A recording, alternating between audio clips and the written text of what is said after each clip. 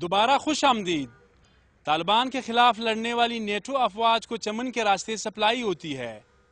گزشتہ 2 سال سے بلوچستان میں ان نیٹو کنٹینرز پر حملوں کا سلسلہ جاری ہے۔ ابھی تک 150 کے قریب کنٹینرز نظر آتش کیے جا چکے ہیں۔ اب ہم بات کریں گے بلوچستان کے راستے نیٹو افواج کو سپلائی کے بارے میں۔ سرکاری اعداد و شمار کے مطابق جنوری 2009 سے لے کر اکتوبر 2010 تک نیٹو ٹینکرز پر بلوچستان میں 46 حملے ہوئے ہیں۔ ان حملوں میں ابھی تک 36 افراد ہلاک اور 12 افراد زخمی ہو چکے ہیں۔ ان حملوں کی وجہ سے ٹینکرز ڈرائیورز بھی پریشان ہیں۔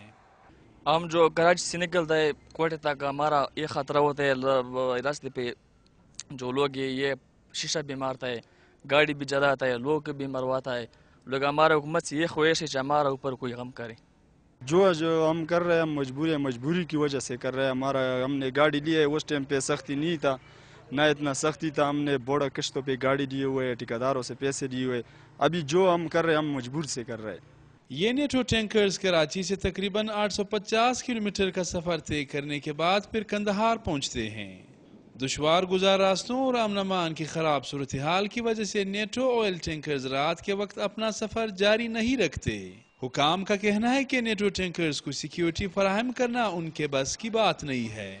ایریا کی تقسیم بھی ہے، لیکن اب لیویز اور پولیس مل کے وہ کر رہے ہیں، لیکن ہمارے وسائل جو ہیں وہ بہت محدود ہیں۔ ہمیں نیٹو کی طرف سے کسی قسم کی کوئی ہیلپ نہیں ملتی، اور جو بھی ہے وہ حکومت کی طرف سے مہیا کردہ وسائل، گاڑیاں یا پٹرول ڈیزل جو ہے اسی کے اندر سے ہم سیونگ کر کے تو ان کو ہم سیکورٹی مہیا کر رہے ہیں۔ گزشتہ 2 سال کے دوران پاک افغان سرحد چمن کے راستے 60,000 نیٹو کنٹینرز افغانستان میں داخل ہوئے ہیں۔ اس وقت میرے بیک گراؤنڈ میں فرنٹیئر کور کے اہلکاروں کے ساتھ ساتھ افغان بارڈر فورس کے اہلکار بھی کھڑے ہیں۔ دونوں جانب سے جو فورسز ہیں وہ باہمی کوآرڈینیشن کے بعد پھر نیٹو ٹینکرز اور کنٹینرز کو افغانستان میں داخل ہونے دیتے ہیں۔ کسٹم حکام کے مطابق ابھی تک 500 کنٹینرز ایسے ہیں جو کراچی سے تو نکلے ہیں، لیکن ان کا بلوچستان کسٹم کے پاس کوئی ریکارڈ نہیں ہے۔ ان ٹینکرز کی اس وقت تلاش جاری ہے۔ کسٹم حکام کا کہنا ہے کہ جنیوا کنونشن کے مطابق انہیں یہ کنٹینرز بغیر کسی جواز کے چیک کرنے کی اجازت نہیں ہے۔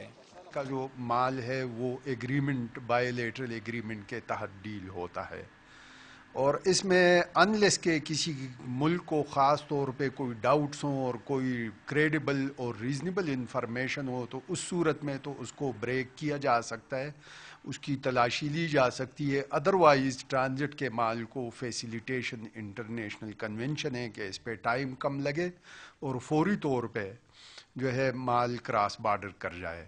ناٹو اور ایساف والے میں جو ہے یہ بھی فیڈرل گورنمنٹ کا ان کے ساتھ ایک معاہدہ ہے، اور اس کے تحت جو ہے ہم اس کو فیسیلیٹیشن کے پابند ہیں۔ ہمیں یہ اختیار نہیں ہے کہ اس مال کو ہم چیک کریں۔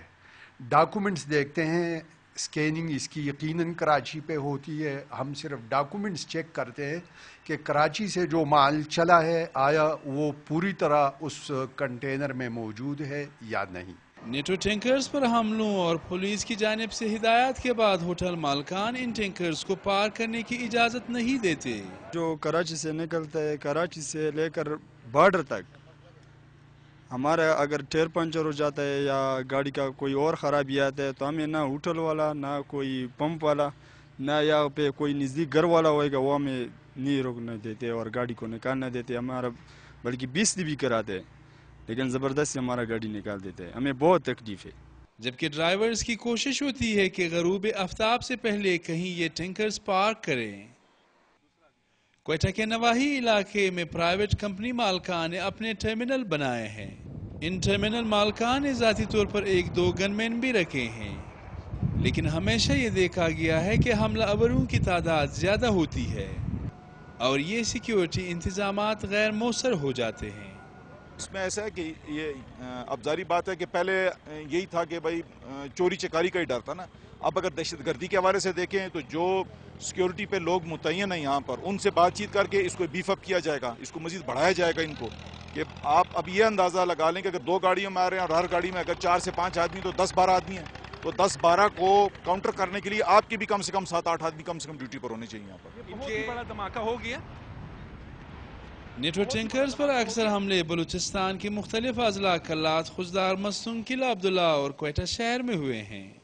کوئٹہ شہر میں اکثر حملے مغربی بائی پاس کے علاقے اختر آباد میں ہوئے ہیں۔ جب بھی آگ لگتی ہے تو اس کو بجھانے میں کئی گھنٹے لگتے ہیں، کیونکہ فائر بریگیڈ کے پاس گاڑیاں اور عملے کی تعداد بہت محدود ہے۔ ابھی شہر تو اس وقت 20-25-30 لاکھ کی آبادی ہے، گاڑیاں بھی ہمارے پاس کم ہے، ریسورسز کم ہے، اور ہم نے گورنمنٹ سے ٹیک اپ کیا ہوا ہے۔ انشاءاللہ گورنمنٹ بھی ہمیں اس سلسلے میں مدد کر رہی ہے، اور یہ ہم گورنمنٹ کے ساتھ اس میں 2 میٹنگیں بھی ہوئی ہیں، اور انشاءاللہ ہمیں گاڑیاں بھی مل جائیں گی، اسٹاف بھی مل جائے گا جس کی کمی ہمیں ہے۔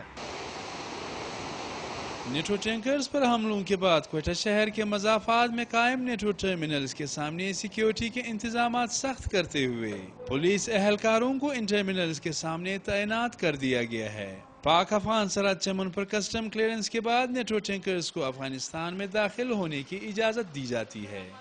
ان میں کیا نقصان تھا ان کا، حالانکہ ان کے لیے جو چمن کے لوگوں کے لیے، ہمارے پاکستانی جو بھائی ہیں ان کے لیے اچھا تھا کہ جو بھی بندے ہمیں کم از کم جو الیگل انٹرنس ہیں نا یا الیگل انٹری والے جو بندے ہیں ان کو واچ کرنے میں ہمیں یہ ذرا فائدہ ہوتا، لیکن ایٹ مومنٹ جو ہے نا وہ ہم جو ہے نا وہ کر نہیں پاتے ہیں کیونکہ سسٹم پورا ایویڈنٹ پڑا ہوا ہے۔ یہ ہے لیکن we have taken the matter with the یعنی کہ government and the headquarter کہ اس کو ہم جو ہے نا ری ایکٹیویٹ کریں، تو ابھی میرا خیال ہے کہ گورنمنٹ جو ہے نا آئی تھنک سو کہ he is working on that, government is working on that. NATO کی جانب سے پاکستان کی فضائی حدود کی خلاف ورزی کے بعد نیٹو ٹینکرز پر حملوں میں تیزی آئی ہے۔ سیکیورٹی خدشات کے باعث حکام نے پاک افغان سرحد چمن میں بھی سیکیورٹی کے انتظامات سخت کیے ہیں۔ نیٹو ٹینکرز سخت حفاظتی انتظامات میں باب دوستی کے راستے افغانستان میں داخل ہوتے ہیں۔ ان نیٹو آئل ٹینکر سے ہزاروں افراد کا روزگار بھی وابستہ ہے۔